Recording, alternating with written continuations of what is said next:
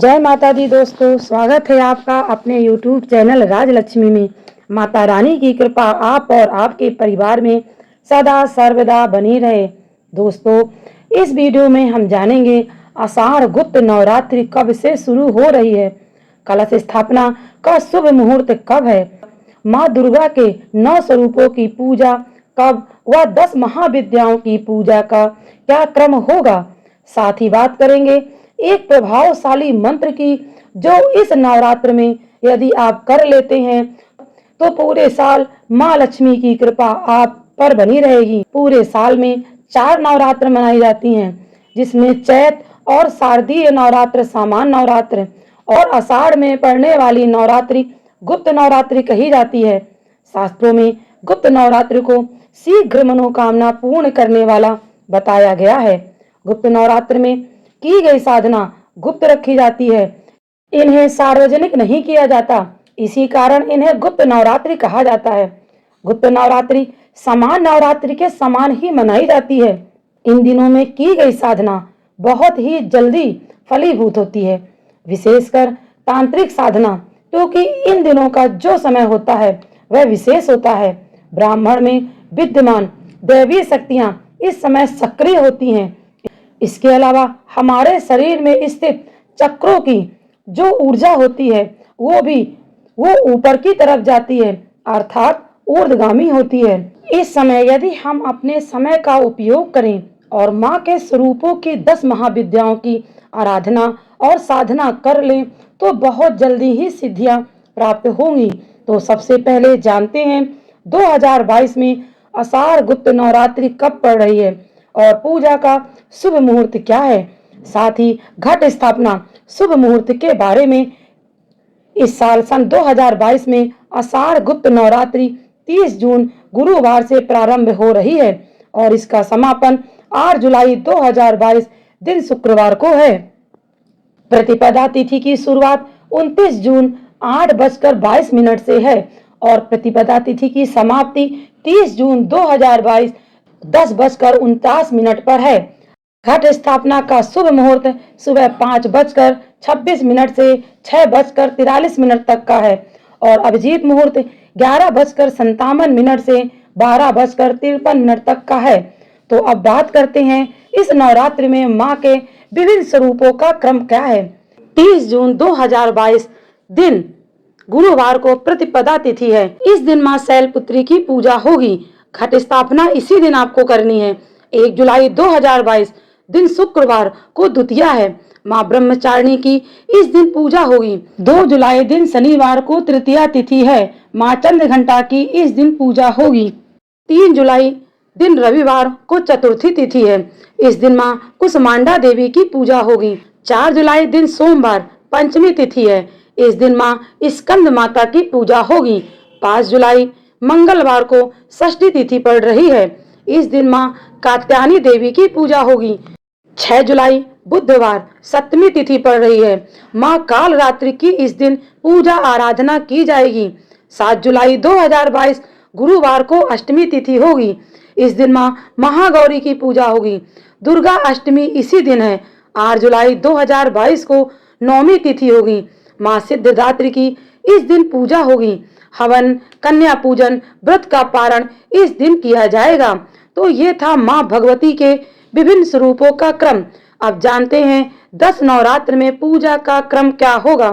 तो प्रथम माँ महाकाली की साधना, उनकी पूजा गुप्त नवरात्र के प्रथम दिन होती है। ये प्रथम महाविद्या है जो समस्त मनोकामनाओं की पूर्ति के लिए इनकी साधना की जाती है। शत्रु मुकदमे में विजय या किसी भी प्रकार वाद विवाद में विजय के लिए इनकी साधना की जाती है। ये मोक्ष प्रदान करती हैं और हर प्रकार का अभय अपने भक्तों को प्रदान करती हैं। दूसरी महाविद्या है, ये है माँ तारा देवी, जो माँ काली का ही एक स्वरूप है। इनका नील वर्ण स्वरूप है। पराक्रम और तेज प्रदान करने वाली देवी हैं। ज्ञान, विज्ञान, धन संपदा प्रदान करने वाली देवी है। ये वाक सिद्ध प्रदान करती हैं, इसलिए इन्हें नील सरस्वती भी कहा जाता है। तीसरी महाविद्या माँ त्रिपुर सुंदरी, जो कि मोक्ष प्रदान करती हैं। इनका दूसरा नाम सोसाक्षी और श्री विद्या है। इनकी साधना वाणी की मधुरता, शरीर की सुंदरता, वशीकरण के लिए की जाती है। इनके अलावा धर्म, अर्थ, काम, मोक्ष ये प्रदान करती हैं। चौथी महाविद्या भुवनेश्वरी देवी हैं। गुप्त नवरात्र के चतुर्थ दिन इनकी पूजा आराधना की जाती है। ये सिद्ध प्रदान करने वाली, यश, वैभव, शक्ति और सुख प्रदान करने वाली देवी हैं। भुवनेश्वरी अर्थात संपूर्ण संसार के ऐश्वर्य को प्रदान करती हैं, क्योंकि ये संसार के ऐश्वर्य की स्वामिनी है। साथ ही ज्ञान और वैराग्य की ये देवी हैं। पांचवी देवी श्री छिन्नमस्तिका, पांचवें दिन इनकी पूजा की जाती है। भौतिक सुख साधनों को प्रदान करने वाली देवी हैं, शक्ति को प्रदान करती हैं। विशेषकर ये संतान प्राप्ति और दरिद्रता के नाश के लिए इनकी पूजा आराधना की जाती है। छठवीं महाविद्या का नाम है त्रिपुर भैरवी। ब्रह्म पुराण में इन्हें गुप्त योगिनियों की अधिष्ठात्री देवी बताया गया है। नाना प्रकार की सुख समृद्धि के लिए, सब पर विजय प्राप्त करने के लिए, सर्व उन्नति के लिए इनकी साधना की जाती है। सातवीं माँ दुर्गा धूमावती है, जो ज्ञान और वैराग्य की देवी हैं, दरिद्रता की देवी मानी जाती हैं। इनकी साधना शत्रुनाश के लिए, वैराग्य प्राप्ति के लिए की जाती है। ये देवी सांसारिक भोग विलास से विरक्त देती हैं, तभी उनकी वेशभूषा विधवाओं जैसी है। आठवीं सिद्धि माँ बगलामुखी है। शत्रु मुक्ति के लिए इनकी साधना सर्वश्रेष्ठ है। हर प्रकार के भय से मुक्ति, आत्मबल की सफलता के लिए इनकी साधना की जाती है। इनको पीताम्बरा या पीताम्बरी देवी भी कहा जाता है। नवी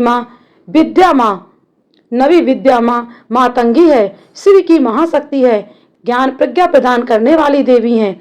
इन्हें तांत्रिकों की सरस्वती भी कहा जाता है। इनकी साधना से शस्त्र ज्ञान, सर्वस्त्र वेदों वेदांतों का ज्ञान प्राप्त होता है। मीमा विद्या माँ कमला है। इनकी पूजा से समस्त भौतिक सुखों की प्राप्ति होती है।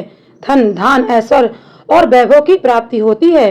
तो दोस्तों, ये था 10 महाविद्याओं की पूजा का क्रम जो आपको इन नवरात्र में करना है। अब जानते हैं एक सरलतम पूजा की विधि जो इन नवरात्र में आपको करनी है। आपको कैसे करना है? दोस्तों, सुबह प्रातः काल ब्रह्म मुहूर्त में उठकर जल में गंगा जल मिलाकर स्नान करें। स्वच्छ वस्त्र धारण करें। हो सके तो हल्के रंग के वस्त्र पहने, जैसे हल्के लाल या गुलाबी रंग के। पुरुष साधक सफेद या हल्के पीले वस्त्र पहने। पूर्व या उत्तर दिशा में एक लकड़ी की चौकी पर लाल रंग का वस्त्र बिछाएं।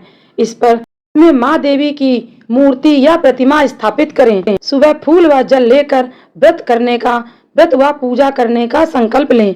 घट स्थापना चौकी के दाईं तरफ करें। अखंड दीप और जौ बो रहे हैं तो जिस प्रकार नॉर्मल नवरात्र में करते हैं उसी प्रकार करें। किसी कारणवश अखंड ज्योति नहीं जला पा रहे हैं, घट स्थापना नहीं कर पा रहे हैं तो कोई शंका ना करें। सुबह शाम ज्योति जलाकर माँ की पूजा करें। अब कुश के आसन पर या ऊनी लाल आसन पर बैठकर माँ की विधिवत पूजा करें। घी की ज्योति जलाएं। सर्वप्रथम भगवान गणेश का ध्यान करें, उनका पूजन करें। ओम गण गणपताय का एक माला जाप करके भगवान से अपनी पूजा साधना में सफलता के लिए उनका आशीर्वाद लेंगे। अपने गुरु के नाम को लेकर उनका आशीर्वाद लें। महाशक्तियों की पूजा कर रहे हैं तो भगवान शिव का आशीर्वाद अत्यंत ही आवश्यक है। भगवान शिव के बिना यह पूजा आराधना अधूरी है। इसलिए ओम नमः शिवाय की कम से कम एक माला आपको जाप करनी है। किसी विशेष मनोकामना की पूर्ति के लिए यदि आप कोई साधना कर रहे हैं तो दाएं हाथ में जल अक्षत लेकर संकल्प ले लें। भूल चूक के लिए क्षमा याचना करके जल को जमीन पर छोड़ दें। इसके बाद जो भी विशेष पूजा अनुष्ठान कर रहे हैं उसे कर सकते हैं। माँ दुर्गा सप्तशती का पाठ करें। माँ के विभिन्न बीज मंत्रों का जप कर सकते हैं। आइए अब जानते हैं वह बीज मंत्र जिसको करने से पूरे साल माँ लक्ष्मी की कृपा आप पर बनी रहेगी। ओम ह्रीं श्रीं क्रीं परमेश्वरी कालिके स्वाहा।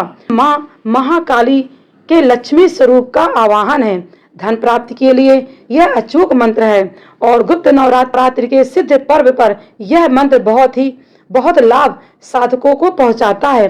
तो इस मंत्र का रोज सामर्थ्य के हिसाब से जप करें। सामर्थ्य के हिसाब से 5, 5, 7, 11 21 या 51 माला का जाप करें। संकल्प उठा कर करें तो बहुत लाभ होगा। अब जब आप इस मंत्र का जाप करें तो माँ काली के लक्ष्मी स्वरूप का ध्यान करते हुए जाप करें। आज पुष्प लेकर कहें, हे माँ काली, मैं आपके लक्ष्मी स्वरूप का आवाहन करती हूँ या करता हूँ। जो भी मैं मंत्र साधना कर रहा हूँ या कर रही हूँ उसमें मुझे सफलता प्रदान करें। तो दोस्तों, ये थी जरूरी जानकारी इस नवरात्र की। पूरी तरह माँ के स्वागत की तैयारी आप कर लीजिए। माँ आप सभी की मनोकामना पूर्ण करें। उम्मीद करती हूँ आज का वीडियो आपको अवश्य पसंद आया होगा। वीडियो पसंद आने पर लाइक करें, सब्सक्राइब करें और अधिक से अधिक शेयर करें। तो मिलते हैं आपसे अगले वीडियो में। तब तक के लिए नमस्कार।